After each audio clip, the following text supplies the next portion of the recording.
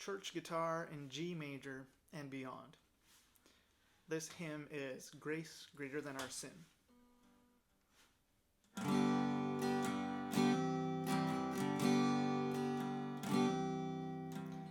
Marvelous grace of our loving Lord, grace that exceeds our sin and our guilt. Yonder on Calvary's mount outpoured, there where the blood of the Lamb was spilled. Grace, grace, God's grace, grace that will pardon and cleanse within. Grace, grace, God's grace, grace that is greater than all our sin.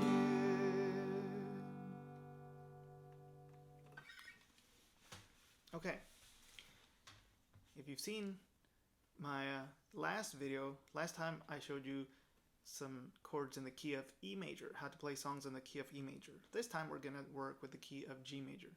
If you haven't seen that video, by the way, I highly recommend it. It's going to be linked, so you can go watch that. But this one is going to be about G major. And so first of all, let me show you some of the main chords that you need to have in the key of G major. Okay, obviously the one chord, the root. This that I'm playing right here is not exactly a G major actually, because it doesn't have the major third in it. It's just a G, kind of an open fifth. G's and D's, that's all you're hearing here. G, D, G, D, G. So this shape, and all I'm doing is 3rd fret on the top 2 strings, 3rd fret on the bottom string, and the second lowest string here I'm muting with my finger, so I'm not playing the lower string, the second lower string. This is a way to play G. When I first learned guitar, when I was 12, the chord that I was taught to play G was this shape. A B, a G down here, a B on the second string, like that. Let me know in the comments if you learned that G as well, like I did. That is a G major chord. It's not wrong, but to my ear, that's not so usable, because this the third down here at the bottom gives it a kind of a muddy quality. And then you also have the third near the top. So to my ear, it's just kind of too much of the third. So this is a little bit more open, more modern sound. G shape. Another shape you can do is similar to the one I just introduced, but here I'm muting the second string with my finger. This is like an old school G chord minus that second string, so you only have one B. Nice thing about this shape here, I like to use it sometime because you can put down these 2 fingers. That's like you're making a C major shape, if you know C major. And that's a nice movement to use in as an introduction or interlude or something like that, just kind of back and forth.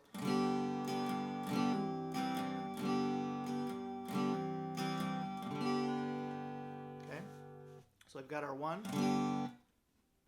This is a 4/1. You can just also look at that as not a separate chord, but kind of a decorated 1, so to speak. Okay, so we've got our 1. We also need, in any key, we need a 4 and a 5. Okay, those are kind of the next 2 big ones. a 4, you need a C. And again, when I was taught beginning guitar, I was taught this C.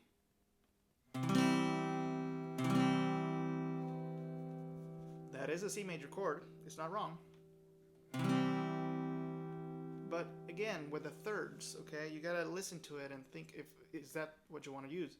You got a third down here, and you got another third.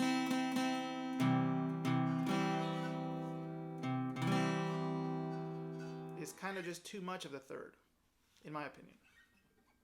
So what else can you do? You could do the same thing, but just muting the bottom E instead of playing it. I'm lightly just putting my finger on the string.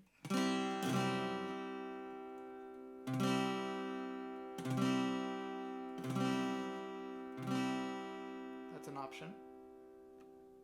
I also have this other shape. I have a G with my pinky, I have a C with my index finger, and then I've got the bottom C here, and I'm muting that third string.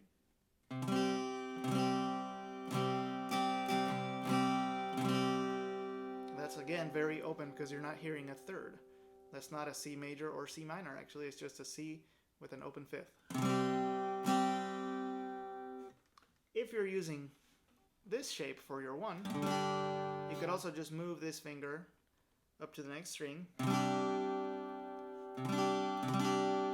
And again, that's not a C major or C minor, it's more like a C open fifth but with an added ninth. A little bit different sound there, but it works.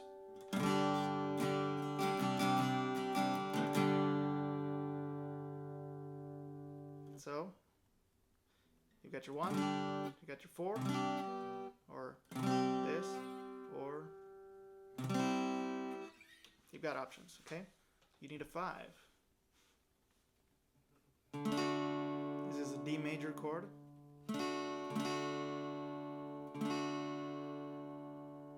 This is the D major I was taught, and this is still what I use.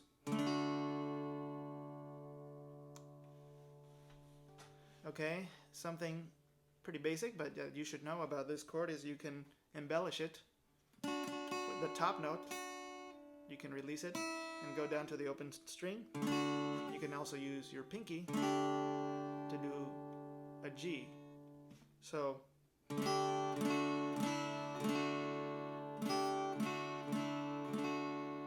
okay, so it's pretty basic D major chord, but some nice movement you can do. You also can use a D over F sharp. And how do I do that shape? Okay, well, I would bring my this finger, my middle finger, to the A here, and now I'm playing an F sharp with my index finger, and I'm muting the lower A string. And I'm also not playing the top E string, because that wouldn't really fit, but I'm just not playing it. Okay? So that can also work for you as a 5 over 7, or D over F sharp. So we got G, 1, we got 4, C, we've got D, the 5. Okay, you need also an E, a 6. You need a minor 6, which in this case is E minor. Okay, you can play E minor like this. This is kind of the shape that everybody knows.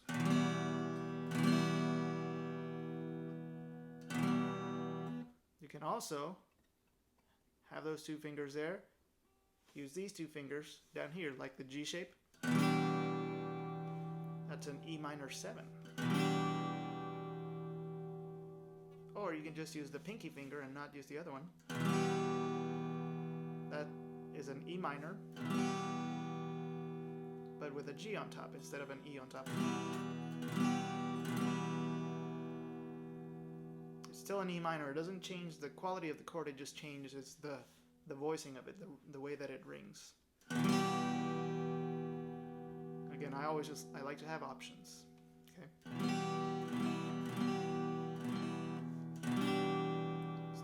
options. You also need a 2, a minor 2, which in this case is an A minor. You can make it an A minor 7.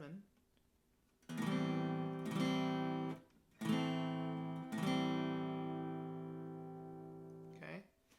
If you've got a 1, a 2, a 4, a 5, and a 6, pretty much I'd say you're in business in the key of G.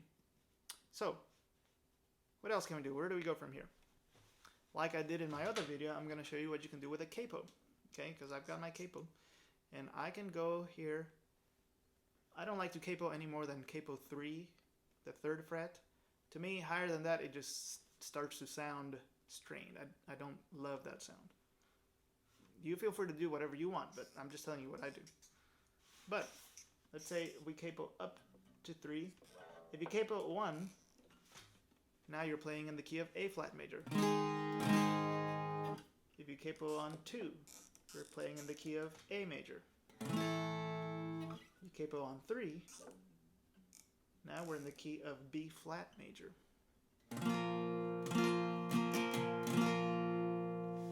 So let me play a song in B flat for you. This is called Man of Sorrows.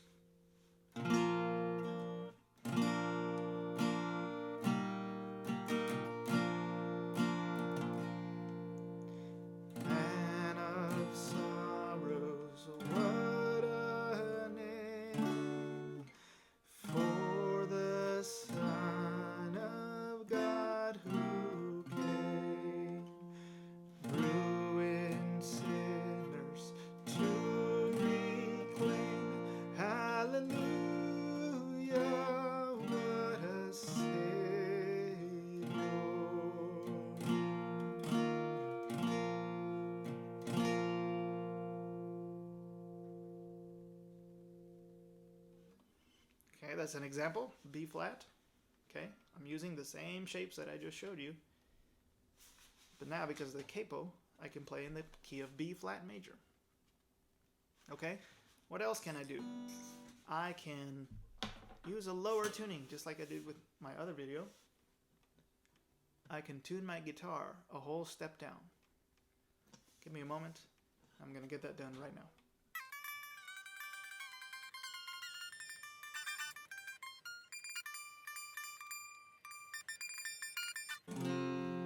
Okay, I'm a whole step down. That's not exact, but I just tune by ear.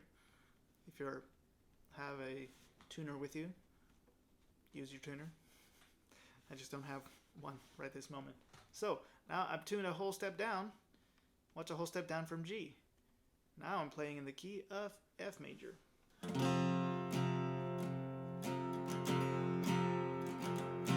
Hark the herald angels sing, glory to the newborn King. Peace on earth and mercy mild, God and sinners reconciled.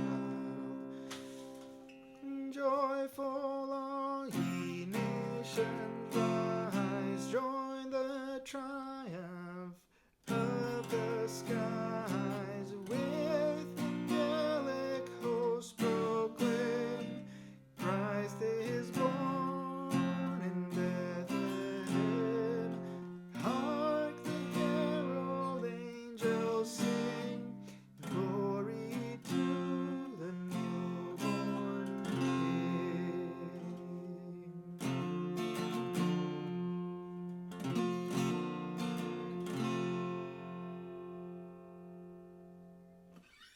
Okay, so hopefully that's enough to give you a few good ideas for you to serve in a more versatile way in your church music ministry, or just for you to enjoy songs at home. Let me know in the comments what was most helpful to you from this video.